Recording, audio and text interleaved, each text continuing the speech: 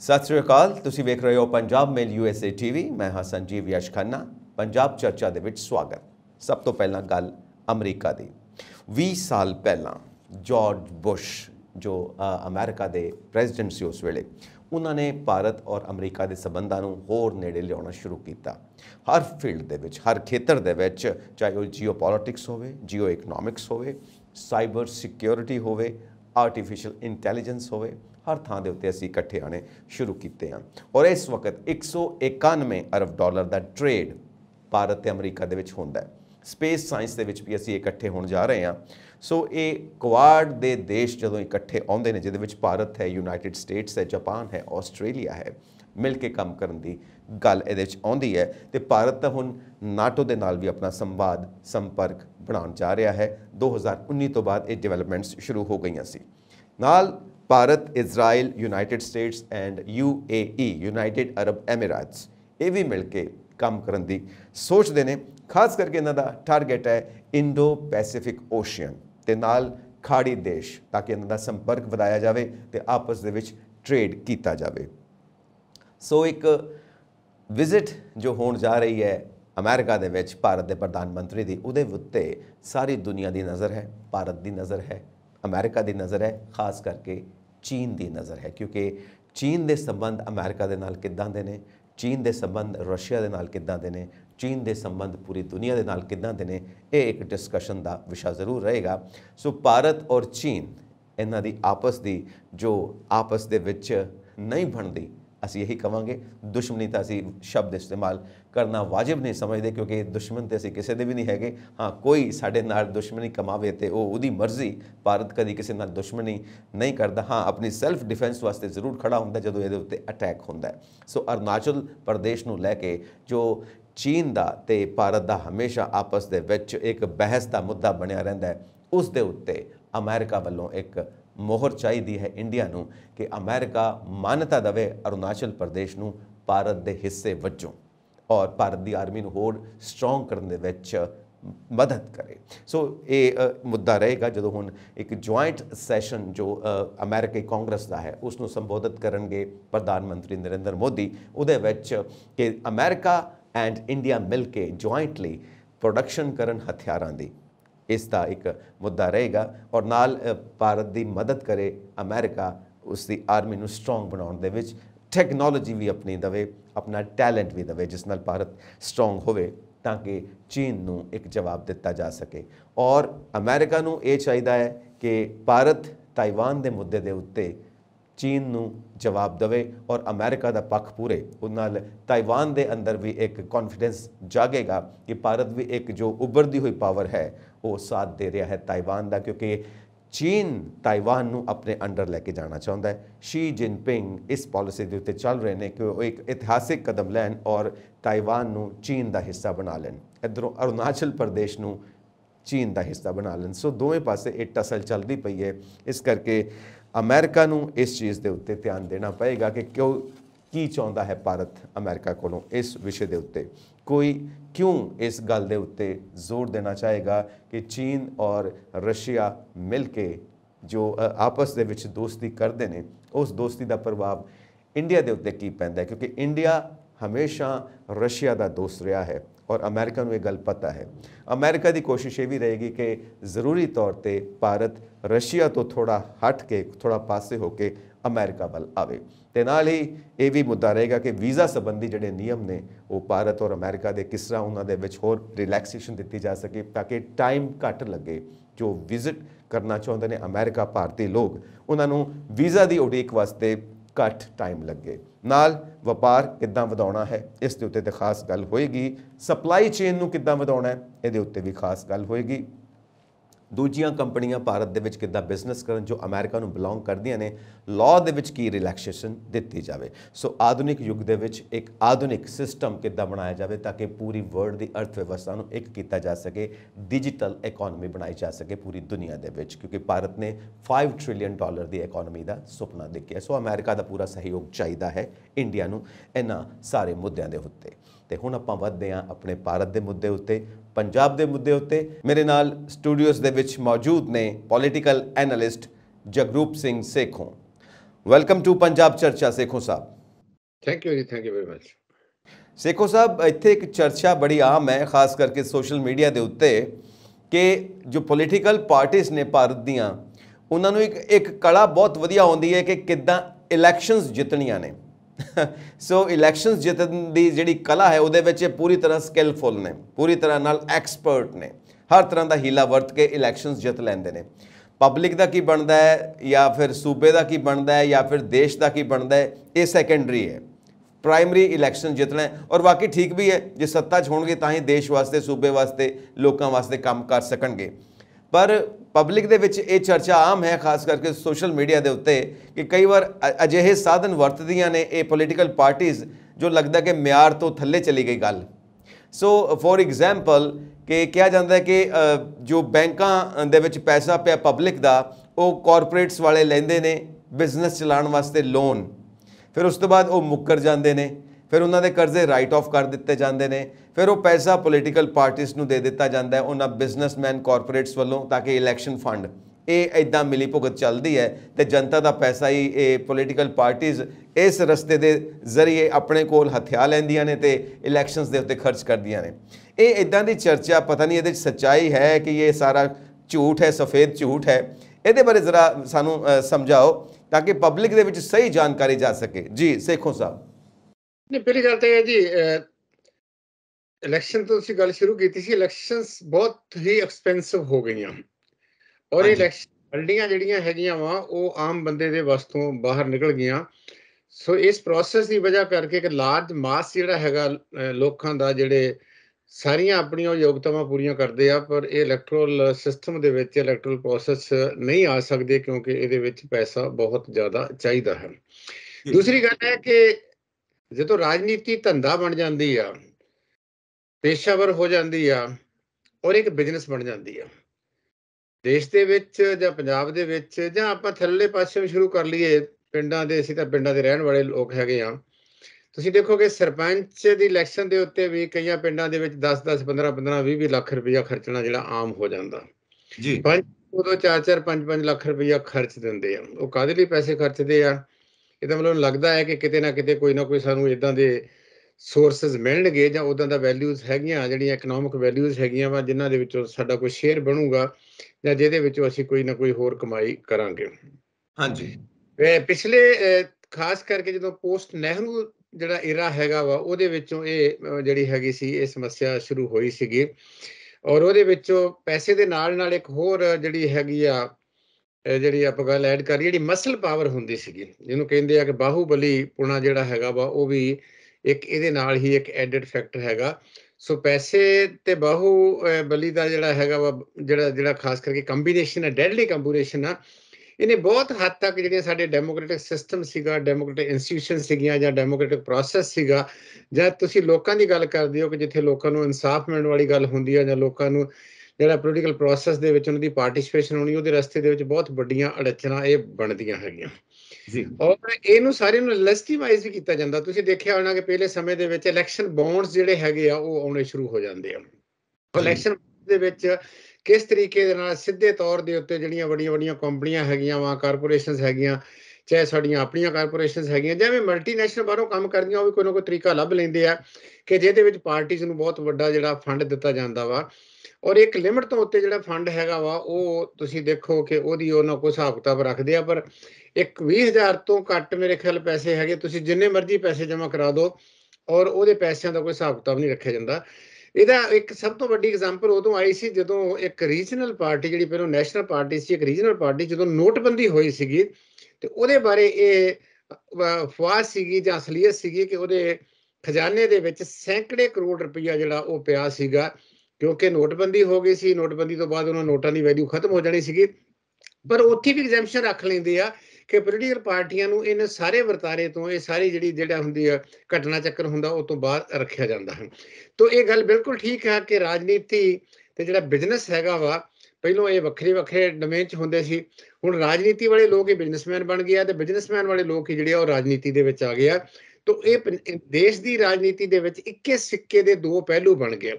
ਜਦੋਂ ਇੱਕੇ ਸਿੱਕੇ ਦੇ ਦੋ ਪਹਿਲੂ ਬਣ ਜਾਂਦੇ ਆ ਤੇ ਰਾਜਨੀਤੀਵਾਨ ਆਪਣਾ ਜਿਹੜਾ ਬਿਜ਼ਨਸ ਇੰਟਰਸਟ ਉਹਨੂੰ ਪ੍ਰੋਟੈਕਟ ਕਰਨ ਦੀ ਗੱਲ ਕਰਦਾ ਵਾ, ਜਿਹੜਾ ਬਿਜ਼ਨਸਮੈਨ ਹੈਗਾ ਵਾ ਉਹ ਬਿਜ਼ਨਸ ਨੂੰ ਯੂਜ਼ ਕਰਕੇ ਆਪਣੀ ਪੋਲੀਟੀਕਲ ਪਾਵਰ ਜਿਹੜੀ ਹੈਗੀ ਆ ਉਹਨੂੰ ਗੇਨ ਕਰਦਾ।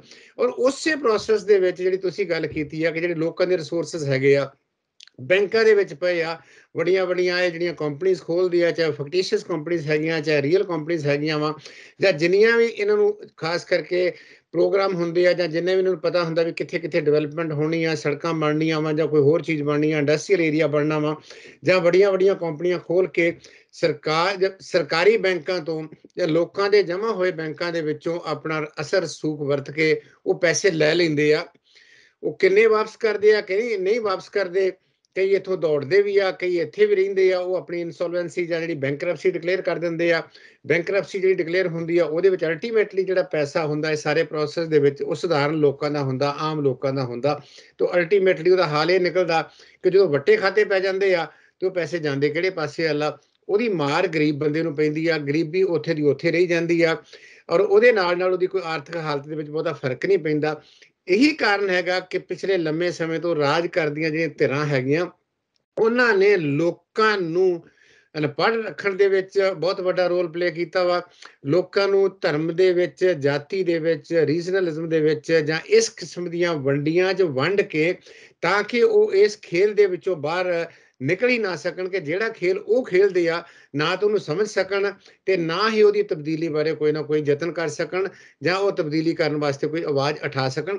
ਸੋ ਇਸ ਕਰਕੇ ਇਹ ਜਿਹੜੀ ਸਾਰੀ ਸਮੱਸਿਆ ਹੈਗੀ ਆ ਉਹ ਇਸੇ ਕਰਕੇ ਆ ਕਿ ਇਗਨੋਰੈਂਸ ਲੋਕਾਂ 'ਚ ਬਹੁਤ ਜ਼ਿਆਦਾ ਹੈਗੀ ਆ, ਜਾਂ ਖਾਸ ਕਰਕੇ ਜਿਹੜੀ ਫਾਈਨੈਂਸ਼ੀਅਲ ਇਗਨੋਰੈਂਸ ਆ ਉਹ ਬਹੁਤ ਹੀ ਲਿਮਟਿਡ ਹੈ, ਬਹੁਤ ਹੀ ਘੱਟ ਹੈ। ਔਰ ਚੋਣਾਂ ਵੇਲੇ ਤੁਸੀਂ ਦੇਖੋ ਕਿ ਇਸੇ ਪੈਸੇ ਦੇ ਨਾਲ ਸੋ ਮੀਡੀਆ ਨੂੰ ਯੂਜ਼ ਕੀਤਾ ਜਾਂਦਾ ਵਾ, ਇਸੇ ਪੈਸੇ ਦੇ ਨਾਲ ਜਿਹੜਾ ਹੈਗਾ ਸੀਗਾ ਮੀਡੀਆ 'ਚੋਂ ਐਡਵਰਟਾਈਜ਼ਮੈਂਟ ਕੀਤੀਆਂ ਜਾਂਦੀਆਂ। ਔਰ ਹੁਣ ਤਾਂ ਅਸੀਂ ਇਹ ਵੀ ਦੇਖ ਰਹੇ ਹਾਂ ਕਿ ਜਿਹੜਾ ਖਾਸ ਕਰਕੇ ਮੀਡੀਆ ਵੀ ਇੱਕ ਬਹੁਤ ਵੱਡਾ ਬਿਜ਼ਨਸਮੈਨ ਬਣ ਗਿਆ, ਜਿਹੜਾ ਕਿਸੇ ਸਮੇਂ ਦੇ ਵਿੱਚ ਉਹਨੂੰ ਚੌਥਾ ਪਿਲਰ ਕਹਿੰਦੇ ਸੀਗੇ, ਜਿਹਨੇ ਲੋਕਾਂ ਨੂੰ ਲਾਈਟਰ ਕਰਨਾ ਸੀਗਾ। ਸਾਰਾ ਮੀਡੀਆ ਜਾਂ ਤਾਂ ਪੋਲੀਟੀਕਲ ਲੋਕਾਂ ਦੇ ਕੋਲ ਹੈਗਾ ਜਾਂ ਬਿਜ਼ਨਸਮੈਨ ਲੋਕਾਂ ਦੇ ਵਿੱਚ ਹੈਗਾ। ਬਿਜ਼ਨਸਮੈਨ ਤੇ ਪੋਲੀਟੀਕਲ ਲੋਕਾਂ ਦੇ ਵਿੱਚ ਵੰਡ ਕਰਨੀ ਇਸ ਵੇਲੇ ਇਸ ਦੇਸ਼ ਦੇ ਵਿੱਚ ਬਹੁਤ ਮੁਸ਼ਕਲ ਹੈ। ਤੇ ਕਿੱਥੋਂ ਉਹਨਾਂ ਦਾ ਬਿਜ਼ਨਸ ਸ਼ੁਰੂ ਹੁੰਦਾ ਵਾ, ਕਿੱਥੋਂ ਉਹਨਾਂ ਦੀ ਪੋਲੀਟੀਕਲ ਪਾਵਰ ਸ਼ੁਰੂ ਹੁੰਦੀ ਆ, ਕਿੱਥੇ ਉਹਨਾਂ ਦਾ ਸੰਸਥਾਵਾਂ ਤੇ ਕੰਟਰੋਲ ਹੁੰਦਾ ਵਾ। ਜੀ ਆਪਾਂ ਦੇਖਿਆ ਪਹਿਲੇ ਸਮੇਂ ਦੇ ਵਿੱਚ ਜਿਹੜੀ ਰੈਸਲਿੰਗ ਫੈਡਰੇਸ਼ਨ ਸੀਗੀ ਉਹਨਾਂ ਦਾ ਬਿਜ਼ਨਸ ਦੇਖ ਲਓ ਤੁਸੀਂ, ਉਹਨਾਂ ਦਾ ਕਿੰਨਾ ਸੀਗਾ, ਪੋਲੀਟੀਕਲ ਪਾਵਰ ਕਿੰਨੀ ਜ਼ਿਆਦਾ ਹੈਗੀ ਆ ਤੇ ਕਿੱਡੀ ਵੱਡੀ ਸੰਸਥਾ ਦੇ ਉੱਤੇ ਕੰਟਰੋਲ ਵੀ ਹੈਗਾ ਕਿ ਦੇਸ਼ ਦੀ ਏਡੇ ਵੱਡੇ ਜਿਹੜਾ ਹੈਗਾ ਇਸ਼ੂ ਤੋਂ ਬਾਅਦ, ਇੰਨੇ ਵੱਡੇ ਰੌਲੇ ਤੋਂ ਬਾਅਦ, ਇੰਨੀ ਵੱਡੀ ਮਤਲਬ ਤੁਸੀਂ ਮੁੱਦੇ ਤੋਂ ਬਾਅਦ ਉਹ ਵਿਅਕਤੀ ਦੇ ਉੱਤੇ ਨਾ ਤਾਂ ਸਰਕਾਰ ਡੇਅਰ ਕਰਦੀ ਕੁਛ ਕਰ ਲਈ, ਨਾ ਪੁਲਿਸ ਡੇਅਰ ਕੁਛ ਕਰਦੀ ਆ। ਇਹ ਇੱਕ ਡੈਡਲੀ ਜਿਹੜਾ ਕਹਿੰਦੇ ਆ ਮਿਕਸਚਰ ਹੈਗਾ ਵਾ ਰਾਜਨੀਤੀ ਦਾ ਤੇ ਬਿਜ਼ਨਸ ਦਾ ਤੇ ਜਿਹੜੀ ਆਪਣੀ ਮਸਲ ਪਾਵਰ ਹੈ, ਜਿਹੜੀ ਐਗਜ਼ਾਮਪਲ ਤੁਹਾਡੇ ਸਾਹਮਣੇ ਆ। ਬਿਲਕੁਲ ਸੇਖੋਂ ਸਾਹਿਬ, ਰਾਜਨੀਤੀ, ਮਸਲ ਪਾਵਰ, ਕਾਰਪੋਰੇਟ, ਇੱਕ ਚੌਥਾ ਧਿਰ ਆਉਂਦਾ ਇਹਦੇ ਵਿੱਚ ਜਿਹੜੇ ਬਿਊਰੋਕਰੈਟਸ ਬੈਠੇ ਹੋਏ ਨੇ, ਉਹਨਾਂ ਦੀਆਂ ਵੀ ਲੌਬੀਆਂ ਬਣੀਆਂ ਹੋਈਆਂ ਨੇ, ਕੋਈ ਕਿਸੇ ਪਾਰਟੀ ਦੇ ਪ੍ਰੋ ਨੇ, ਕੋਈ ਕਿਸੇ ਪਾਰਟੀ ਦੇ ਪ੍ਰੋ ਨੇ। ਇੱਕ ਨੈਕਸਸ, ਇਹਨੂੰ ਕਿਹਾ ਜਾਂਦਾ ਡੀਪ ਸਟੇਟ, ਜਿਸ ਤਰ੍ਹਾਂ ਇਹ ਸਾਰੀ ਚਰਚਾ ਬਣੀ ਹੋਈ ਹੈ। ਹੁਣ ਗੱਲ ਇਹ ਹੈ ਕਿ ਜੇ ਇਹ ਡੀਪ ਸਟੇਟ ਆਪਣੇ ਏਜੰਡੇ ਨੂੰ ਲੈ ਕੇ ਮੂਵ ਕਰਦੀ ਹੈ, ਆਪਣੇ ਮੁਤਾਬਿਕ ਆਪਣੇ ਹਾਲਾਤ ਆਪ ਕ੍ਰੀਏਟ ਕਰਦੀ ਹੈ ਕਿ ਕਿੱਦਾਂ ਅਸੀਂ ਸੱਤਾ 'ਚ ਕਾਇਮ ਰਹੀਏ, ਤੇ ਬਿਊਰੋਕ੍ਰੇਸੀ ਬਿਲਕੁਲ ਸਾਥ ਦਿੰਦੀ ਹੈ ਉਹਨਾਂ ਪੋਲੀਟੀਕਲ ਪਾਰਟੀਜ਼ ਦਾ, ਉਹਨਾਂ ਕਾਰਪੋਰੇਟਸ ਦਾ। ਤੇ ਮਸਲ ਪਾਵਰ ਨਾਲ ਤੇ ਕੋਈ ਵੀ ਕੰਮ ਕੀਤਾ ਜਾ ਸਕਦਾ ਹੈ, ਔਰ ਜੋ ਕਾਨੂੰਨੀ ਤੌਰ ਤੇ ਨਹੀਂ ਕੀਤਾ ਜਾ ਸਕਦਾ ਉਸ ਨੂੰ ਕਿਸੇ ਹੋਰ ਤਰੀਕੇ ਨਾਲ ਕੀਤਾ ਜਾ ਸਕਦਾ ਹੈ, ਉੱਥੇ ਮਸਲ ਪਾਵਰ ਇਸਤੇਮਾਲ ਕੀਤੀ ਜਾ ਸਕਦੀ ਹੈ, ਜਿਸ ਤਰ੍ਹਾਂ ਸਾਰੀ ਚਰਚਾ ਬਣੀ ਹੋਈ ਹੈ। ਸੋ ਇਹ ਬਿਊਰੋਕ੍ਰੇਸੀ, ਇਹਦੀ ਲੌਬੀਜ਼ ਜੋ ਬਣੀਆਂ ਹੋਈਆਂ ਨੇ, ਇਹ ਕਿੱਦਾਂ ਸਾਥ ਦਿੰਦੀਆਂ ਨੇ ਇਹ ਤਿੰਨਾਂ ਧਿਰਾਂ ਦਾ, ਪੋਲੀਟੀਕਲ ਪਾਵਰਸ ਦਾ, ਮਸਲ ਪਾਵਰ ਦਾ ਤੇ ਜਿਹੜੀ ਫਾਈਨੈਂਸ਼ੀਅਲ ਪਾਵਰ ਕਾਰਪੋਰੇਟਸ ਦਾ। ਇਹ ਬਿਊਰੋਕ੍ਰੇਸੀ ਦਾ ਕੀ ਰੋਲ ਰਹਿੰਦਾ ਸੇਖੋਂ ਸਾਹਿਬ? ਅਸਲ ਜਿਹਨੂੰ ਕਿਹਾ ਜਾਂਦਾ ਤਾਂ ਸਟੀਲ ਫਰੇਮਵਰਕ ਸੀਗਾ ਕਿ ਇਹ ਸਾਡੀ ਜਿਹੜਾ ਤੰਤਰ ਹੈਗਾ ਵਾ ਉਹਦਾ ਇਹ ਸਟੀਲ ਫਰੇਮ ਹੈਗਾ ਜੀ ਕਿ ਤੰਤਰ ਦੇ ਵਿੱਚ ਕੋਈ ਥੋੜੀ ਬਹੁਤੀ ਗੜਬੜ ਹੁੰਦੀ, ਕਿਉਂਕਿ ਇਹ ਪ੍ਰੋਫੈਸ਼ਨਲ ਹੈਗੇ ਆ। ਇਹ ਖਾਸ ਕਰਕੇ ਇੱਕ ਪ੍ਰੋਪਰ ਟ੍ਰੇਨਿੰਗ ਹੁੰਦੀ ਆ ਔਰ ਉਹਦੇ ਵਿੱਚ ਰੂਲਸ ਰੈਗੂਲੇਸ਼ਨਸ ਹੈਗੇ ਆ। ਸਮਝਿਆ ਜਾਂਦਾ ਕਿ ਆਪ ਪੋਲੀਟੀਕਲ ਹੋਣਗੇ, ਸਮਝਿਆ ਜਾਂਦਾ ਹੈ ਕਿ ਇਹ ਕਿਸੇ ਵੀ ਖਾਸ ਵਿਚਾਰਧਾਰਾ ਨੂੰ ਲੈ ਕੇ ਅੱਗੇ ਨਹੀਂ ਚੱਲਣਗੇ। ਇਹ ਸਿਵਲ ਸਰਵੈਂਟਸ ਹੈਗੇ ਆ, ਇਹ ਲੋਕਾਂ ਦੇ ਜਿਹੜੇ ਸੇਵਕ ਹੈਗੇ ਆ। ਪੋਲੀਟੀਕਲ ਕਲਾਸ ਇਹਨਾਂ ਨੂੰ ਜਿਹੜਾ ਏਜੰਡਾ ਦਊਗੀ ਇਹ ਉਹ ਏਜੰਡੇ ਨੂੰ ਲੈ ਕੇ ਜਾਣਗੇ। ਸਮੱਸਿਆ ਇਹ ਹੈਗੀ ਆ ਕਿ ਜਿਹੜੀ ਪੋਲੀਟੀਕਲ ਕਲਾਸ ਪਿਛਲੇ 50 ਸਾਲ ਤੋਂ ਦੇਸ਼ ਦੇ ਵਿੱਚ ਹੈਗੀ ਆ, ਉਹ ਪੋਲੀਟੀਕਲ ਕਲਾਸ ਜਿਹੜੀ ਹੈਗੀ ਆ ਉਹ ਉਸ ਕਿਸਮ ਦੀ ਪੋਲੀਟੀਕਲ ਕਲਾਸ ਨਹੀਂ ਹੈ ਕਿ ਜਿਸ ਦੇ ਨਾਲ ਉਹ ਕੋਈ ਨਾ ਕੋਈ ਲੀਡ ਦੇ ਸਕਣ। ਜਿਹੜੀ ਉਹਨਾਂ ਦੀ ਕੈਪੈਸਿਟੀ ਹੋਵੇ, ਜਿਹੜੀ ਉਹਨਾਂ ਦੀ ਕੈਪੇਬਿਲਿਟੀ ਹੋਵੇ, ਜਿਹੜੀ ਉਹਨਾਂ ਦੀ ਖਾਸ ਕਰਕੇ ਵਿਦਿਆ ਹੋਵੇ, ਜਿਹੜੀ ਉਹਨਾਂ ਦੀ ਸਮਝ ਹੋਵੇ। ਕਿਉਂਕਿ ਪੋਲੀਟੀਸ਼ੀਅਨਸ ਹੈਗੇ, ਤੁਸੀਂ ਦੇਖਿਆ ਕਿ ਜਿਸ ਤਰੀਕੇ ਨਾਲ ਮਸ਼ਰੂਮ ਗਰੋਥ ਹੋਈ ਆ ਪੋਲੀਟੀਕਲ ਪਾਰਟੀਜ਼ ਦੀ, ਤੇ ਉਹਨਾਂ ਦਾ ਏਜੰਡਾ ਕੀ ਹੈਗਾ ਉਹਦੇ ਵਿੱਚੋਂ। ਤੁਸੀਂ ਕੋਈ ਵੀ ਪਾਰਟੀ ਚੁੱਕ ਕੇ ਦੇਖ ਲਓ, ਖਾਸ ਕਰਕੇ ਰੀਜਨਲ ਪਾਰਟੀ ਦੇਖ ਲਓ, ਚਾਹੇ ਨੈਸ਼ਨਲ ਪਾਰਟੀ ਦੇਖ ਲਓ, ਹਾਂ ਪਾਵਰ ਉਹਨਾਂ ਨੂੰ ਮਿਲ ਜਾਂਦੀ ਆ, ਪਰ ਡਿਪੈਂਡੈਂਟ ਉਹ ਬਿਊਰੋਕ੍ਰੇਸੀ ਤੇ ਹੁੰਦੇ ਆ। ਕਿਉਂਕਿ ਕਾਨੂੰਨ ਬਣਾਉਣ ਦੀ ਪ੍ਰਕਿਰਿਆ ਬਹੁਤ ਜਿਹੜੀ ਹੈਗੀ ਆ ਟੈਕਨੀਕਲ ਆ, ਉਹਨੂੰ ਲਾਗੂ ਕਰਨ ਦਾ ਕੰਮ ਜਿਹੜਾ ਬਹੁਤ ਟੈਕਨੀਕਲ ਹੈਗਾ ਵਾ। ਇਹ ਕਿਉਂਕਿ ਬਿਊਰੋਕ੍ਰੇਸੀ ਜਿਹੜੀ ਹੈਗੀ ਆ ਇਹਦੇ ਕੋਲ ਜਿਹੜੀ ਹੈਗੀ ਆਪਣਾ ਕੁਆਲੀਫਿਕੇਸ਼ਨਸ ਹੈਗੀ ਆ, ਇਹਦੇ ਕੋਲ ਸਾਰਾ ਕੁਝ ਹੈਗਾ ਉਹਦੇ ਵਿੱਚੋਂ।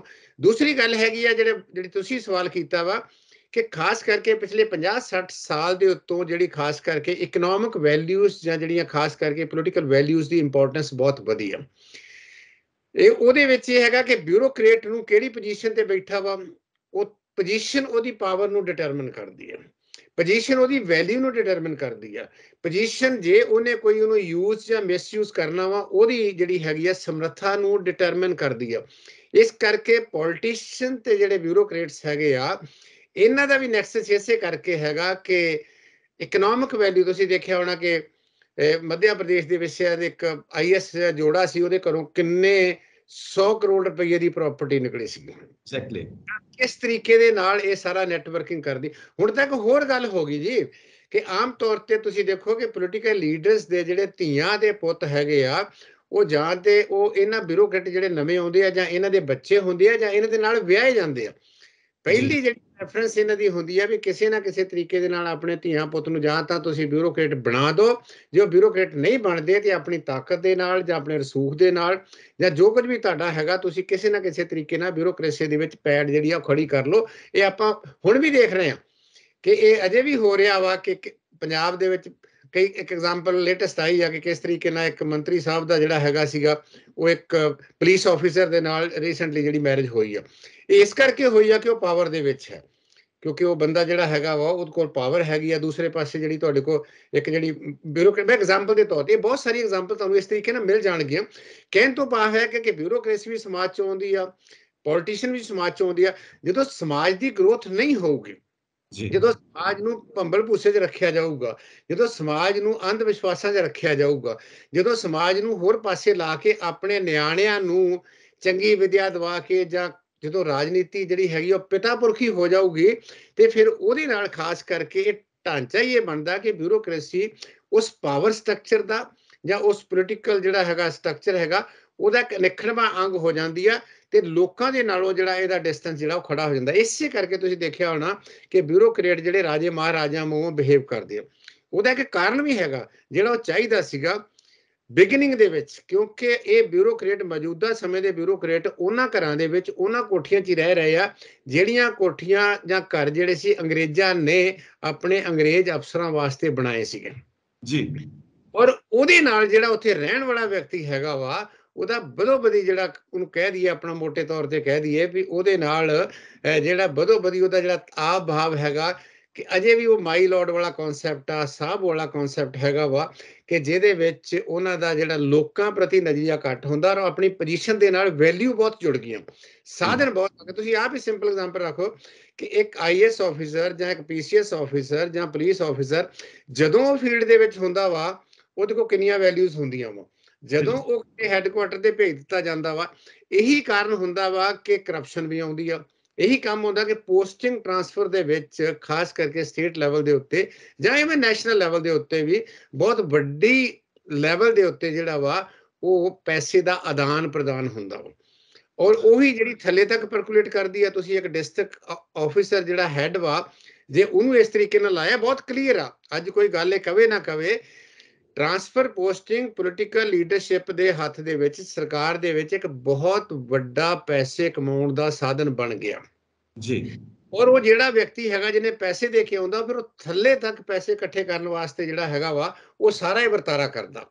ਤੋਂ ਜਿਹੜੀ ਥੱਲੇ ਵਾਲੀ ਵੀ ਜਿਹੜੀ ਬਿਊਰੋਕ੍ਰੇਸੀ ਹੁੰਦੀ ਆ, ਚਾਹੇ ਉਹ ਪਿੰਡ ਦੇ ਲੈਵਲ ਦੀ ਹੁੰਦੀ ਆ, ਚਾਹੇ ਪੁਲਿਸ ਚੌਕੀ ਦੇ ਲੈਵਲ ਤੇ ਹੁੰਦੀ ਆ, ਜਾਂ ਤਹਿਸੀਲ ਲੈਵਲ ਦੀ ਹੁੰਦੀ ਆ, ਉਹ ਵੀ ਫਿਰ ਉਸੇ ਤਰੀਕੇ ਨਾਲ ਬਿਹੇਵ ਕਰਦੇ ਆ, ਸਿਰਫ ਹਿਜ਼ ਮਾਸਟਰ ਵੌਇਸ ਬਣਦੇ ਆ। ਉਹਨਾਂ ਦਾ ਜਿਹੜਾ ਉਹ ਵਰਤਾਰਾ ਹੁੰਦਾ ਇੰਪਾਰਸ਼ਲ ਰਹਿਣਾ, ਜਾਂ ਲੋਕਾਂ ਨੂੰ ਜਿਹੜਾ ਜਿਹੜੀ ਉਹਨਾਂ ਪ੍ਰਤੀ ਰਿਸਪੌਂਸਿਬਿਲਟੀ ਹੋਣੀ ਉਹਨੂੰ ਛੱਡ ਕੇ ਆਪਣੇ ਮਾਸਟਰਸ ਨੂੰ ਖੁਸ਼ ਕਰ ਲਏ। ਤਾਂ ਇਹ ਜਿਹੜਾ ਡੈਡਲੀ ਮਿਕਸਚਰ ਹੈਗਾ ਅਲਟੀਮੇਟਲੀ ਜਿਹੜਾ ਸਾਡਾ ਸਾਰਾ ਕ੍ਰਾਈਸਿਸ ਤੁਸੀਂ ਗੱਲ ਕਰਦੇ ਜੋ ਇਸ ਵੇਲੇ ਪੰਜਾਬ ਦੇ ਵਿੱਚ ਜਾਂ ਇੰਡੀਆ ਦੇ ਵਿੱਚ ਲੋਕ ਫੇਸ ਕਰ ਰਹੇ ਆ, ਇਹ ਸਾਰਿਆਂ ਦਾ ਹੀ ਜਿਹੜਾ ਕੰਬੀਨੇਸ਼ਨ ਅਲਟੀਮੇਟਲੀ ਇਸ ਪਾਸੇ ਵੱਲ ਲੈ ਕੇ ਜਾਂਦਾ ਸਾਨੂੰ। ਸੇਖੋ ਸਾਹਿਬ, ਇਹਦੇ 'ਚ ਇੱਕ ਸਭ ਤੋਂ ਇੰਪੋਰਟੈਂਟ ਚੀਜ਼ ਆਉਂਦੀ ਹੈ ਪੁਲਿਸ ਦੇ ਉੱਤੇ ਸਾਡਾ ਵਿਸ਼ਵਾਸ, ਪੁਲਿਸ ਸਾਡੀ ਪ੍ਰੋਟੈਕਸ਼ਨ ਵਾਸਤੇ ਹੈ, ਪਰ ਪੁਲਿਸ ਤੋਂ ਸਾਨੂੰ ਡਰ ਲੱਗਦਾ ਹੈ। ਔਰ ਇਹ ਵੀ ਸਾਡੇ ਸਾਹਮਣੇ ਕਈ ਐਗਜ਼ਾਮਪਲਸ ਆਉਂਦੀਆਂ ਨੇ ਕਿ ਪੁਲਿਸ ਦਾ ਵੀ ਰਾਜਨੀਤੀਕਰਨ ਕੀਤਾ ਜਾ ਰਿਹਾ ਹੈ ਔਰ ਪੁਲਿਸ ਨੂੰ ਇਹ ਪੋਲੀਟੀਸ਼ੀਅਨਸ ਜੋ ਵੀ ਕਈ ਇੱਦਾਂ ਦੇ ਬੈਠੇ ਨੇ ਕਿ ਉਹ ਆਪਣੇ ਮੰਤਵ ਲਈ, ਆਪਣੇ ਏਜੰਡੇ ਲਈ ਜਾਂ ਆਪਣੇ ਟਾਰਗੇਟ ਲਈ, ਆਪਣੇ ਏਮ ਲਈ ਪੁਲਿਸ ਨੂੰ ਵੀ ਵਰਤਦੇ ਨੇ ਔਰ ਆਮ ਜਨਤਾ ਨੂੰ ਡਰ ਲੱਗਦਾ ਹੈ ਪੁਲਿਸ ਕੋਲੋਂ।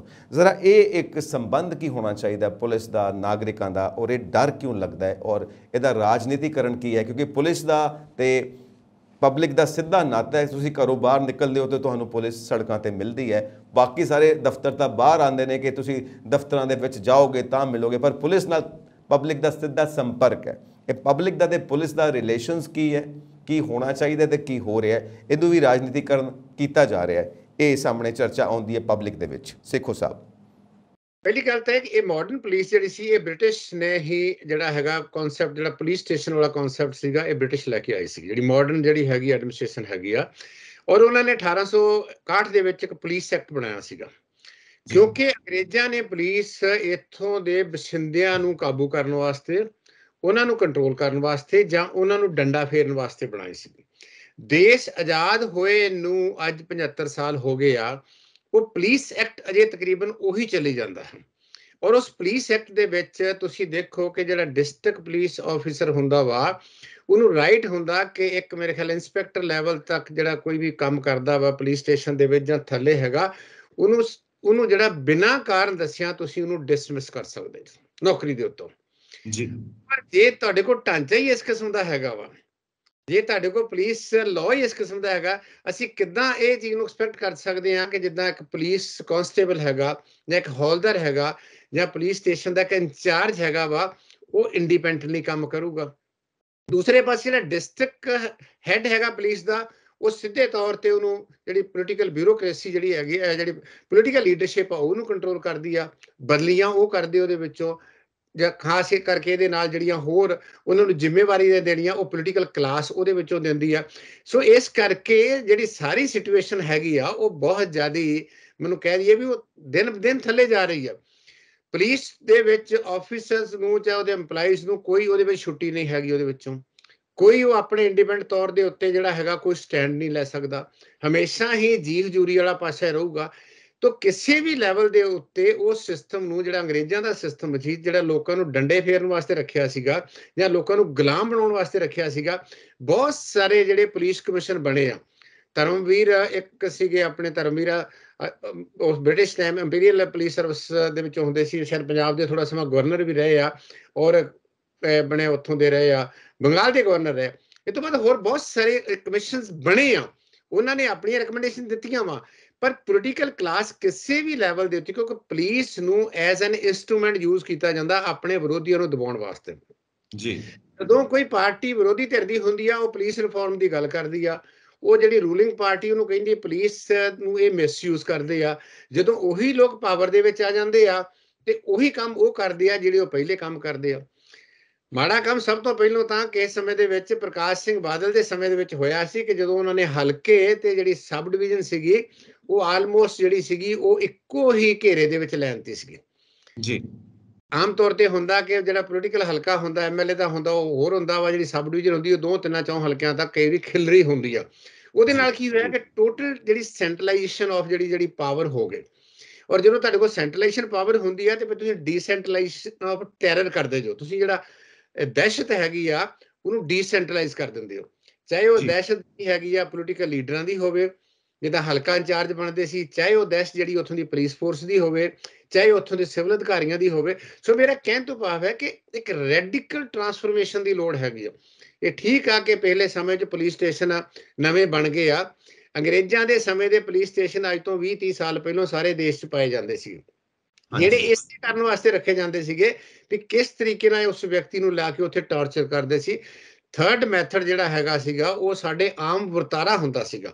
ਇਹ ਠੀਕ ਆ ਕਿ ਪਹਿਲਾਂ ਨਾਲੋਂ ਥੋੜਾ ਕੁਝ ਫਰਕ ਪਿਆ ਵਾ, ਪਰ ਜਿਹੜੀ ਗੱਲ ਤੁਸੀਂ ਕੀਤੀ ਆ ਕਿ ਪੁਲਿਸ ਦੀ ਵਰਦੀ ਵੀ ਅਜੇ ਤੱਕ ਉਹੀ ਹੈਗੀ ਆ। ਪੁਲਿਸ ਕੋਈ ਵੀ ਸਿੰਬਲ ਦੀ ਬਹੁਤ ਇੰਪੋਰਟੈਂਸ ਹੁੰਦੀ ਆ। ਕਿਸੇ ਵੀ ਧਿਰ ਨੇ ਉਹ ਸਿੰਬਲ ਨੂੰ, ਜਿਹੜੇ ਪੁਰਾਣੇ ਸਿੰਬਲ ਸੀ, ਜਿਹੜੇ ਕਲੋਨੀਅਲ ਸਿੰਬਲ ਸੀਗੇ, ਜਿਹੜੇ ਸਿੰਬਲ ਲੋਕਾਂ ਨੂੰ ਡਰਾਉਣ ਵਾਸਤੇ ਰੱਖੇ ਗਏ ਸੀ, ਜਾਂ ਜਿਹੜੇ ਕਾਨੂੰਨ ਦੇ ਵਿੱਚ ਪੁਲਿਸ ਜਿਹੜੀ ਹੈਗੀ ਸੀਗੀ ਲੋਕਾਂ ਲਈ ਦਹਿਸ਼ਤ ਹੁੰਦੀ ਸੀ, ਕਿਤੇ ਵੀ ਉਹਨੂੰ ਨਵੀਂ ਰੀਸ਼ੇਪ ਕਰਨ ਦੀ ਕੋਸ਼ਿਸ਼ ਨਹੀਂ ਕੀਤੀ। ਪੁਲਿਸ ਦੇ ਵਿੱਚ ਭਰਤੀ ਸਾਡੇ ਵੀ ਸਟੂਡੈਂਟ ਜਿਹੜੇ ਚੰਗੇ ਸਟੂਡੈਂਟ ਜਿਹੜੇ ਆ ਉਹ ਖਾਸ ਕਰਕੇ ਪੁਲਿਸ ਦੇ ਵਿੱਚ ਭਰਤੀ ਹੋਏ ਆ। ਵੇਲੇ ਸਮੇਂ 'ਚ ਯੂਨੀਵਰਸਿਟੀ ਸੀ, 4-5 ਬੱਚੇ ਸਬ ਇੰਸਪੈਕਟਰ ਬਣੇ, ਹੁਣ ਇੰਸਪੈਕਟਰ ਬਣੇ ਆ। ਉਹ ਬਹੁਤ ਵਧੀਆ ਇੱਕ ਕਿਸਮ ਦੇ ਲੜਕੇ ਲੜਕੀਆਂ ਸੀਗੇ, ਪਰ ਬਾਅਦ ਜਦੋਂ ਉਹਨਾਂ ਨਾਲ ਗੱਲਬਾਤ ਕੀਤੀ ਉਹ ਕਹਿੰਦੇ ਸਰ ਤੁਸੀਂ ਅੰਦਾਜ਼ਾ ਨਹੀਂ ਲਾ ਸਕਦੇ ਜਿਹੜੀਆਂ ਕੰਡੀਸ਼ਨਸ ਅਸੀਂ ਕੰਮ ਕਰਦੇ ਹਾਂ। ਸਾਡਾ ਕੋਈ ਈਵਨ ਕਈ ਵਾਰੀ ਪੁਲਿਸ ਸਟੇਸ਼ਨ ਨਵੇਂ ਥਾਂ ਤੇ ਪੁਲਿਸ ਸਟੇਸ਼ਨ ਬਣਾ ਦਿੰਦੇ, ਉੱਥੇ ਵਾਸ਼ਰੂਮ ਨਹੀਂ ਹੁੰਦੇ ਉਹਨਾਂ ਦੇ ਵਿੱਚ। ਮਤਲਬ ਲੇਡੀ ਇੰਸਪੈਕਟਰ ਵਾਸਤੇ ਵਾਸ਼ਰੂਮ ਲਈ ਜਿਹੜੇ ਨਾਲ ਜਿਹੜਾ ਸੀਗਾ ਉੱਥੇ ਇੱਕ ਹੋਟਲ ਸੀਗਾ, ਉੱਥੇ ਉਹਨਾਂ ਨੂੰ ਜਾਣਾ ਪੈਂਦਾ ਸੀ। ਉਹਦੇ ਵਿੱਚੋਂ ਪ੍ਰੋਪਰ ਰਹਿਣ ਲਈ ਕੋਈ ਕੰਡੀਸ਼ਨਸ ਨਹੀਂ ਹੈਗੀਆਂ, ਕੋਈ ਉਹਨਾਂ ਨੂੰ ਜਿਹੜੀ ਰੈਸਟ ਨਹੀਂ ਮਿਲਦੀ ਉਹਦੇ ਵਿੱਚੋਂ। ਉਹ ਉਸ এনवायरमेंट ਦੇ ਵਿੱਚ ਉਹਨਾਂ ਨੂੰ ਜਿਹੜਾ ਹੈਗਾ ਕੰਮ ਕਰਨਾ ਪੈਂਦਾ ਕਿ ਜਿਹਦੇ ਵਿੱਚ ਘੱਟੋ ਘੱਟ ਉਹਨਾਂ ਦਾ ਜਿਹੜਾ ਸੁਭਾਅ ਕਾਈਂਡਨੈਸ ਜਿਹੜੀ ਆ ਉਹ ਤੁਹਾਨੂੰ ਝਲਕਦੀ ਨਹੀਂ, ਕਿਉਂਕਿ ਉਹਨਾਂ ਨਾਲ ਵੀ ਵਰਤਾਰਾ ਇਸੇ ਕਿਸਮ ਦਾ ਹੋ ਰਿਹਾ। ਸੋ ਮੇਰਾ ਕਹਿਣ ਤੋਂ ਭਾਵ ਹੈ ਇਹ ਇੱਕ ਬਿਲਕੁਲ ਸਿੱਧੇ ਤੌਰ ਤੇ ਸਟਰਕਚਰਲ ਰਿਫਾਰਮ ਦੀ ਲੋੜ ਹੈਗੀ ਆ, ਤਾਂ ਕਿ ਪੁਲਿਸ ਦਾ ਇਮੇਜ ਵੀ ਚੇਂਜ ਹੋਵੇ, ਪੁਲਿਸ ਦੀਆਂ ਲਿਵਿੰਗ ਕੰਡੀਸ਼ਨਸ ਵੀ ਠੀਕ ਹੋ ਜਾਣ, ਉਹਨਾਂ ਦੀਆਂ ਫੈਸਿਲਿਟੀਜ਼ ਵੀ ਠੀਕ ਹੋ ਜਾਣ, ਉਹਨਾਂ 'ਚ ਸਿਕਿਉਰਿਟੀ ਵੀ ਆਵੇ, ਉਹਨਾਂ ਨੂੰ ਬਿਨਾਂ ਮਤਲਬ ਦੇ ਜਿਹੜਾ ਹੈਗਾ ਯੂਜ਼ ਮਿਸਯੂਜ਼ ਨਾ ਕੀਤਾ ਜਾਵੇ। ਇਸੇ ਲਈ ਗਲਤ ਮਲਤ ਕੰਮ ਕਰਨ ਵਾਲੇ ਬੰਦੇ ਜਿਹੜੇ ਆ ਉਹ ਕਈ ਪੁਲਿਸ ਅਫਸਰਾਂ ਦੇ ਬੜੇ ਬਲੂ ਆਈਡ ਬॉय ਬਣ ਜਾਂਦੇ ਆ। ਤੁਹਾਨੂੰ ਯਾਦ ਹੋਣਾ ਇੱਕ ਐਸਐਸਪੀ ਜਿਹੜੇ ਪਿਛਲੇ ਸਮੇਂ 'ਚ ਰੂਪੋਸ਼ ਹੋਏ ਆ, ਉਹਨਾਂ ਦੇ ਨਾਲ ਇੱਕ ਇੰਸਪੈਕਟਰ ਹੁੰਦਾ ਸੀਗਾ, ਜਿੱਥੇ ਉਹ ਜਾਂਦੇ ਸੀ ਉਹਨੂੰ ਲਈ ਜਾਂਦੇ ਸੀ, ਕਿੰਨੀਆਂ ਅਦਰ ਰੈਂਕ ਉਹਨੂੰ ਪ੍ਰਮੋਸ਼ਨ ਦੇ ਕੇ ਕੀ ਉਹਨਾਂ ਕਾਰੇ ਕੀਤੀ। ਇਹ ਇੱਕ ਐਗਜ਼ਾਮਪਲ ਹੈਗੀ ਆ।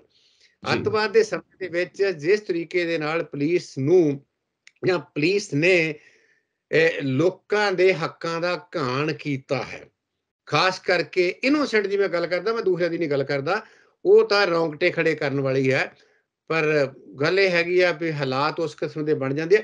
ਲੋੜ ਹੈਗੀ ਆ ਢਾਂਚਾਗਤ ਸੁਧਾਰਾਂ ਦੀ, ਜਿਹੜੇ ਥੱਲਿਓਂ ਸ਼ੁਰੂ ਹੋਣੇ ਚਾਹੀਦੇ ਆ, ਜਿਹਦੇ ਨਾਲ ਕੋਈ ਨਾ ਕੋਈ ਜਿਹੜਾ ਹੈਗਾ ਚੰਗਾ ਵਾਤਾਵਰਨ ਸਿਖਾਵਾਂ ਜਿਹੜਾ ਉਹ ਜਿਹੜਾ ਪੈਦਾ ਹੋਵੇ। ਜੀ ਸੇਖੋ ਸਾਹਿਬ, ਔਰ ਕਈ ਵਾਰ ਤੇ ਵਿਰੋਧੀ ਧਿਰਾਂ ਇਹ ਵੀ ਇਲਜ਼ਾਮ ਲਗਾਉਂਦੀਆਂ ਨੇ ਪਾਰਟੀਆਂ ਦੇ ਉੱਤੇ, ਨੇਤਾਵਾਂ ਦੇ ਉੱਤੇ, ਕਿ ਪੁਲਿਸ ਤੋਂ ਇਲਾਵਾ ਹੋਰ ਵੀ ਜਿਹੜੀਆਂ ਏਜੰਸੀਆਂ ਨੇ ਉਹਨਾਂ ਦਾ ਵੀ ਉਹ ਇਸਤੇਮਾਲ ਕਰਦੇ ਨੇ ਆਪਣੇ ਮੰਤਵ ਲਈ, ਔਰ ਆਪਣੇ ਵਿਰੋਧੀ ਧਿਰਾਂ ਦੇ ਵਿਰੋਧੀ ਨੇਤਾਵਾਂ ਦੇ ਖਿਲਾਫ ਇਸਤੇਮਾਲ ਕਰਦੇ ਨੇ। ਇਹ ਵੀ ਇਲਜ਼ਾਮ ਲੱਗਦੇ ਰਹਿੰਦੇ ਨੇ, ਔਰ ਕਈ ਵਾਰ ਕੁਝ ਐਗਜ਼ਾਮਪਲਸ ਸਾਹਮਣੇ ਵੀ ਆਉਂਦੀਆਂ ਨੇ ਜਿਹੜੀਆਂ ਮੀਡੀਆਜ਼ ਦੇ ਵਿੱਚ ਰਿਪੋਰਟਸ ਦੇ ਰੂਪ ਦੇ ਵਿੱਚ ਛਪਦੀਆਂ ਨੇ ਜਾਂ ਬ੍ਰੌਡਕਾਸਟ ਟੈਲੀਕਾਸਟ ਹੁੰਦੀਆਂ ਨੇ। ਹੁਣ ਆਪਾਂ ਇੱਕ ਫਾਈਨਲ ਕੁਐਸਚਨ ਤੇ ਆਉਂਦੇ ਹਾਂ ਕਿ ਸਾਨੂੰ ਸਭ ਨੂੰ ਗਾਈਡ ਕਰਦਾ ਹੈ ਸਾਡਾ ਕੌਨਸਟੀਟਿਊਸ਼ਨ, ਜੋ ਭਾਰਤ ਦਾ ਫੈਡਰਲ ਸਟਰਕਚਰ ਹੈ।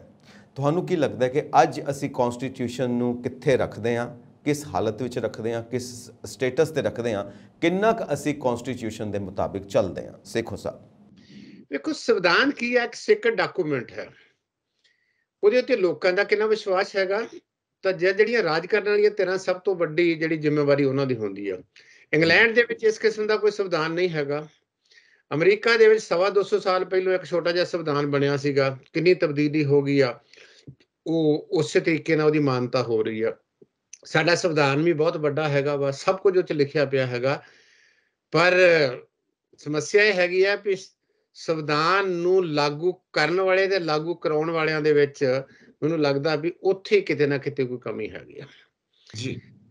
ਔਰ ਸਭ ਤੋਂ ਵੱਡੀ ਜ਼ਿੰਮੇਵਾਰੀ ਜਿੱਥੋਂ ਵੀ ਦਾ ਪੀਪਲ ਆਉਂਦੀ ਆ, ਲੋਕਾਂ ਦੀ ਹੈਗੀ ਆ। ਪਰ ਜਿੱਦਾਂ ਆਪਾਂ ਪਹਿਲਾਂ ਗੱਲ ਕੀਤੀ ਹੈ ਵੀ ਲੋਕਾਂ ਨੂੰ ਉਸੋਂ ਤੱਕ ਪਹੁੰਚਣ ਨਹੀਂ ਦਿੱਤਾ। ਲੋਕੀ ਅਜੇ ਵੀ ਆਪਣੀ ਰੋਟੀ ਪਾਣੀ ਦੇ ਮਸਲਿਆਂ 'ਚ ਉਲਝੇ ਹੋਏ ਆ, ਅਜੇ ਵੀ ਉਹ ਬਿਜਲੀ ਸੜਕ ਦੇ ਤੱਕ ਹੀ ਲੱਗੇ ਹੋਏ ਆ, ਅਜੇ ਵੀ ਰੋਜ਼ਮਰਾ ਦੀ ਜ਼ਿੰਦਗੀ 'ਚ ਲੱਗੇ ਹੋਏ ਆ, ਅਜੇ ਵੀ ਉਹ ਜਿਹੜਾ ਉਹਨਾਂ ਨੂੰ ਹੋਰ ਪਾਸੇ ਹਿੰਦੂ ਸਿੱਖ ਮੁਸਲਮਾਨ ਵਾਲੇ ਪਾਸੇ ਲਾਇਆ ਗਿਆ। ਇਹ ਠੀਕ ਹੈ ਕਿ ਅਸੀਂ ਬਹੁਤ ਲੱਕੀ ਆ ਕਿ ਸਾਰੀਆਂ ਮੁਸ਼ਕਲਾਂ ਹੋਣ ਦੇ ਬਾਵਜੂਦ 47 ਜਦੋਂ ਦੇਸ਼ ਆਜ਼ਾਦ ਹੋਇਆ ਸੀਗਾ, ਬਹੁਤ ਬੁਰਾ ਹਾਲ ਸੀਗਾ। 12-13% ਲਿਟਰੇਸੀ ਰੇਟ ਸੀਗੀ, 88% ਰੂਰਲ ਏਰੀਆ ਸੀਗਾ, ਕੋਈ ਕੁਛ ਨਹੀਂ ਸੀ ਹੈਗਾ। ਇਲੈਕਸ਼ਨਸ ਹੋਈਆਂ, ਇਹ ਦੇਸ਼ ਨੇ ਗਰੀਬੀ ਦੇ ਵਿੱਚ, ਭੁੱਖ ਨੰਗ ਦੇ ਵਿੱਚ, ਅਨਪੜ੍ਹਤਾ ਦੇ ਵਿੱਚ, ਵੱਡਿਆਂ ਵੱਡਿਆਂ ਚੈਲੰਜਸ ਦੇ ਵਿੱਚ, ਲੜਾਈਆਂ ਝਗੜਿਆਂ ਦੇ ਵਿੱਚ, ਇੰਨੀ ਵੱਡੀ ਡਿਵਰਸਿਟੀ ਦੇ ਵਿੱਚ ਇੱਕ ਲੰਮਾ ਸਫ਼ਰ ਤੈਅ ਕੀਤਾ। ਉਹਦਾ ਕਾਰਨ ਇਹ ਸੀਗਾ ਕਿ ਜਿਹੜੀ ਪਹਿਲੀ 20 ਸਾਲ ਸਾਡੇ ਕੋਲ ਲੀਡਰਸ਼ਿਪ ਸੀਗੀ, ਖਾਸ ਕਰਕੇ ਨਹਿਰੂ ਦੇ ਸਮੇਂ ਤੋਂ ਲੈ ਕੇ 1966-67 ਤੱਕ, ਉਹਨਾਂ ਦੀ ਸਟੇਟਸਮੈਨਸ਼ਿਪ ਨੇ ਜਿਹੜਾ ਸਾਡਾ ਸੰਵਿਧਾਨਕ ਢਾਂਚਾ ਸੀਗਾ ਉਹਨੂੰ ਇੰਸਟੀਟਿਊਸ਼ਨਲਾਈਜ਼ ਕੀਤਾ, ਸੰਵਿਧਾਨਕ ਸੰਸਥਾਵਾਂ ਪੈਦਾ ਕੀਤੀਆਂ ਜਿਨ੍ਹਾਂ ਦਾ ਕੰਮ ਹੈਗਾ ਸੀਗਾ ਕਿ ਆਪਣੇ ਆਪਣੇ ਸਪੀਅਰ ਦੇ ਵਿੱਚ, ਚਾਹੇ ਉਹ ਤੁਹਾਡੀ ਕੰਟਰੋਲਰ ਆਡੀਟਰ ਜਨਰਲ ਵਾਲੀ ਗੱਲ ਸੀਗੀ, ਚਾਹੇ ਉਹ 'ਚ ਜੁਡੀਸ਼ਰੀ ਦੀ ਇੰਡੀਪੈਂਡੈਂਸ ਦੀ ਗੱਲ ਸੀਗੀ, ਜਾਂ ਇਲੈਕਸ਼ਨ ਕਮਿਸ਼ਨ ਸੀ, ਬਹੁਤ ਸਾਰਾ ਇਸ ਕਿਸਮ ਦਾ ਢਾਂਚਾ ਪੈਦਾ ਕੀਤਾ ਕਿ ਜਿਹਦੀ ਸਾਡੀਆਂ ਥੋੜੀ ਜਿਹੀ ਜੜ੍ਹਾਂ ਲੱਗ ਗਈਆਂ। ਉਸ ਤੋਂ ਬਾਅਦ ਜੜ੍ਹਾਂ ਜਿਹੜੀਆਂ ਸੀ ਹਿੱਲਣੀਆਂ ਥੋੜਾ ਸ਼ੁਰੂ ਹੋ ਗਈਆਂ। ਡਗਮਗਾਉਂਦੇ ਅਸੀਂ ਜਿਹੜੇ ਆ 75 ਸਾਲ ਪੂਰੇ ਕਰ ਲਏ। ਔਰ ਹੁਣ ਜੇ ਅਸੀਂ ਸੱਚਾਈ ਨੂੰ ਦੇਖਣਾ ਤੇ ਸਾਨੂੰ ਸੰਵਿਧਾਨ ਦੇ ਨਾਲ ਨਾਲ ਸੰਵਿਧਾਨ ਤੋਂ ਪਰਲੇ ਪਾਸੇ ਜੋ ਹੋ ਰਿਹਾ ਵਾ ਉਹ ਸਾਨੂੰ ਦੇਖਣ ਦੀ ਲੋੜ ਹੈਗੀ ਆ। ਜਦੋਂ ਸਾਨੂੰ ਉਹ ਸਮਝ ਆ ਗਈ ਤੇ ਅਸੀਂ ਸੰਵਿਧਾਨ ਵੀ ਲਾਗੂ ਕਰਵਾ ਲਵਾਂਗੇ, ਕਿਉਂਕਿ ਸੰਵਿਧਾਨ 'ਚ ਸਾਰਾ ਕੁਝ ਲਿਖਿਆ ਨਹੀਂ ਹੁੰਦਾ। ਬਹੁਤ ਕੁਝ ਜਿਹੜਾ ਹੁੰਦਾ ਵਾ ਉਹ ਐਗਜ਼ੈਕਟਿਵ ਦੇ ਉੱਤੇ, ਲੈਜਿਸਲੇਚਰ ਦੇ ਉੱਤੇ, ਜੁਡੀਸ਼ਰੀ ਦੇ ਉੱਤੇ ਛੱਡ ਦਿੱਤਾ ਜਾਂਦਾ ਵਾ ਕਿ ਉਹ ਆਪਣੀ ਵਿਜ਼ਡਮ ਦੇ ਨਾਲ ਲੋਕਾਂ ਦੇ ਭਲੇ ਦੀ ਫੈਸਲੇ ਲੈਣਗੇ। ਪਰ ਸਮੱਸਿਆ ਇਹ ਆ ਗਈ ਕਿ ਸਾਡੀ ਹੁਣ ਰਾਜਨੀਤੀ ਹੀ ਸਾਡੇ ਤੇ ਹਾਵੀ ਹੋ ਗਈ, ਚੋਣਾਂ ਜਿੱਤਣੀਆਂ ਹੀ ਹਾਵੀ ਹੋ ਗਈਆਂ, ਸਰਕਾਰ ਬਣਾਉਣੀ ਹੀ ਹਾਵੀ ਹੋ ਗਈ। ਕਿਸੇ ਵੀ ਤਰੀਕੇ ਦੇ ਨਾਲ ਕੋਈ ਮੀਨ ਯੂਜ਼ ਕਰਕੇ ਅਸੀਂ ਤਾਕਤ ਵਾਲੇ ਸਿਰੇ ਵੱਲ ਪਹੁੰਚਣਾ। ਪਰ ਨਾਲ ਨਾਲ ਪੋਜ਼ਿਟਿਵ ਪਾਰਟ ਹੈਗਾ ਕਿ ਇਸ ਸਮੇਂ ਦੇ ਵਿੱਚ ਜਿਹੜੀ ਗਰੋਥ ਹੋਈ ਆ ਜਾਂ ਡਿਵੈਲਪਮੈਂਟ ਹੋਈ ਆ, ਉਹਦੇ ਵਿੱਚ ਇੱਕ ਸਾਡੀ ਪੋਲੀਟੀਕਲ ਆਟੋਨਮੀ ਵਾਲੀ ਕਲਾਸ ਵੀ ਪੈਦਾ ਹੋਈ। ਅਸੀਂ ਐਜ਼ ਏ ਸਿਟੀਜ਼ਨ ਜਿਹੜੀ ਹੈਗੀ ਆ ਉਹਦੇ ਵਿੱਚ ਇੱਕ ਕਿਸਮ ਦੀ ਸਾਡੀ ਅਵੇਕਨਿੰਗ ਵੀ ਹੈਗੀ ਆ, ਅਵੇਅਰਨੈਸ ਵੀ ਹੈਗੀ ਆ, ਉਹਦੇ ਵਿੱਚ ਇੱਕ ਕਿਸਮ ਦਾ ਮੋਮੈਂਟਮ ਵੀ ਹੈਗਾ ਵਾ, ਕਿਉਂਕਿ ਸੋਸ਼ਲ ਪੋਲੀਟੀਕਲ ਮੂਵਮੈਂਟਸ ਵੀ ਹੈਗੀਆਂ, ਫਰੀਡਮ ਵੀ ਹੈਗੀ ਆ। ਉਹਨੇ ਥੋੜਾ ਬਹੁਤਾ ਜਿਹੜਾ ਪ੍ਰੈਸ਼ਰ ਪਾ ਕੇ ਜਿਹੜੀਆਂ ਵੀ ਖਾਸ ਕਰਕੇ ਸੰਵਿਧਾਨਕ ਸੰਸਥਾਵਾਂ ਵਾ ਉਹਨੂੰ ਖੋਰਾ ਤਾਂ ਲੱਗ ਰਿਹਾ ਬਹੁਤ, ਪਰ ਉਹ ਖੋਰੇ ਲੱਗਣ ਦੇ ਰਸਤੇ ਦੇ ਵਿੱਚ ਕਿਤੇ ਨਾ ਕਿਤੇ ਆਣ ਕੇ ਉਹ ਖਲੋਂਦੀਆਂ ਵਾ, ਔਰ ਜਿਹਦੇ ਕਰਕੇ ਥੋੜਾ ਬਚਾਅ ਹੋਇਆ।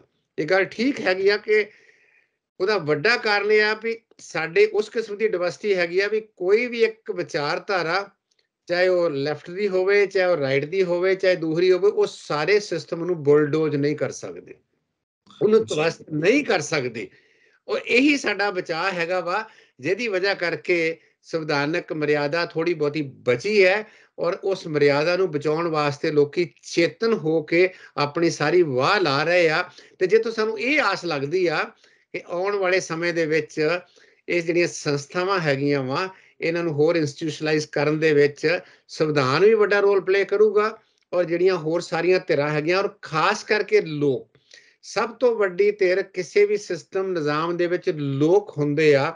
ਜੇ ਉਹ ਲੋਕ ਖੜੇ ਹੋ ਜਾਣ, ਜੇ ਉਹ ਲੋਕ ਹਿੰਮਤ ਕਰਦੇ ਰਹਿਣ, ਜਾਂ ਉਹ ਲੋਕ ਜਿਹੜੇ ਉਹਨਾਂ ਨੂੰ ਗਾਈਡ ਕਰਦੇ ਆ ਕਿ ਅਸੀਂ ਆਪਣੀਆਂ ਸੰਵਿਧਾਨਕ ਸੰਸਥਾਵਾਂ ਜਾਂ ਸੰਵਿਧਾਨ ਨੂੰ ਬਚਾਉਣਾ ਵਾ, ਉਹਦੇ ਲਈ ਲਾਮਬੰਦ ਹੁੰਦੇ ਰਹਿਣ, ਫਿਰ ਤਾਂ ਸਾਨੂੰ ਲੱਗਦਾ ਵੀ ਕੋਈ ਨਾ ਕੋਈ ਆਸ ਦੀ ਕਿਰਨ ਜਿਹੜੀ ਹੁੰਦੀ ਆ ਉਹ ਸਾਡੇ ਕੋਲ ਹੈਗੀ ਆ, ਔਰ ਇਹ ਰਹੂਗੀ। ਨਹੀਂ ਤੇ ਸਰਕਾਰਾਂ ਦਾ ਤਾਂ ਕੰਮ ਹੁੰਦਾ ਕਿ ਪਹਿਲਾਂ ਤੁਸੀਂ ਜਿਹੜਾ ਉਹਨਾਂ ਦੇ ਰਸਤੇ ਦੇ ਵਿੱਚ ਅਥੋਰੀਟੇਰੀਅਨ ਬਣਨ ਦੇ ਰਸਤੇ ਵਿੱਚ ਕੋਈ ਚੀਜ਼ ਹੈਗੀ ਆ, ਜਿਹੜਾ ਕਿ ਸੰਵਿਧਾਨ ਆ, ਇਹਨੂੰ ਕਿਸੇ ਨਾ ਕਿਸੇ ਤਰੀਕੇ ਨਾਲ ਲਾਂਭੇ ਕਰਕੇ ਤੇ ਜਿਹੜਾ ਉਹਨਾਂ ਦਾ ਅਲਟੀਮੇਟ ਏਮ ਹੁੰਦਾ, ਜੋ ਵੀ ਉਹਨਾਂ ਦੀ ਵਿਚਾਰਧਾਰਾ ਮੁਤਾਬਕ ਹੁੰਦਾ, ਉਹਨੂੰ ਅਚੀਵ ਕੀਤਾ ਜਾਵੇ। ਮੈਨੂੰ ਲੱਗਦਾ ਕਿ ਲੋਕ ਕਾਮਯਾਬ ਹੋਣਗੇ। ਇਹ ਜਿਹੜੀਆਂ ਰਾਜ ਕਰਨ ਵਾਲੀਆਂ ਧਿਰਾਂ ਹੈਗੀਆਂ ਜਾਂ ਇਹਨਾਂ ਦੇ ਮਨਸੂਬੇ ਅਲਟੀਮੇਟਲੀ ਨਹੀਂ ਕਾਮਯਾਬ ਹੋਣਗੇ, ਤੇ ਸੰਵਿਧਾਨ ਹੀ ਅਲਟੀਮੇਟਲੀ ਜਿਹੜਾ ਉਹ ਪ੍ਰਵੇਲ ਕਰੂਗਾ ਕਿਸੇ ਨਾ ਕਿਸੇ ਫਾਰਮ ਦੇ ਵਿੱਚ। ਬਹੁਤ ਬਹੁਤ ਸ਼ੁਕਰੀਆ ਸੇਖੋ ਸਾਹਿਬ, ਤੁਸੀਂ ਇਸ ਵਿਸ਼ੇ ਦੇ ਉੱਤੇ ਸਾਨੂੰ ਐਨਲਾਈਟਨ ਕਰਕੇ ਭਰਪੂਰ ਜਾਣਕਾਰੀ ਦਿੱਤੀ। ਅਸੀਂ ਹੋਰ ਵਿਸ਼ੇ ਲੈ ਕੇ ਤੁਹਾਡੇ ਤੱਕ ਪਹੁੰਚ ਕਰਦੇ ਰਵਾਂਗੇ। Thank you so much Sekhon Sahib. Thank you very much. Thank you. ਆਪਣੇ ਦਰਸ਼ਕਾਂ ਨੂੰ ਅਸੀਂ ਗੁਜ਼ਾਰਿਸ਼ ਕਰਾਂਗੇ ਇਸ ਵਿਸ਼ੇ ਦੇ ਉੱਤੇ ਸਾਨੂੰ ਜ਼ਰੂਰ ਆਪਣੇ ਵਿਚਾਰ ਇਨਬਾਕਸ ਕਰੋ। ਸਾਡਾ ਚੈਨਲ ਪੰਜਾਬ ਮੇਲ USA TV ਸਬਸਕ੍ਰਾਈਬ ਕਰੋ। ਸਤਿ ਸ੍ਰੀ ਅਕਾਲ।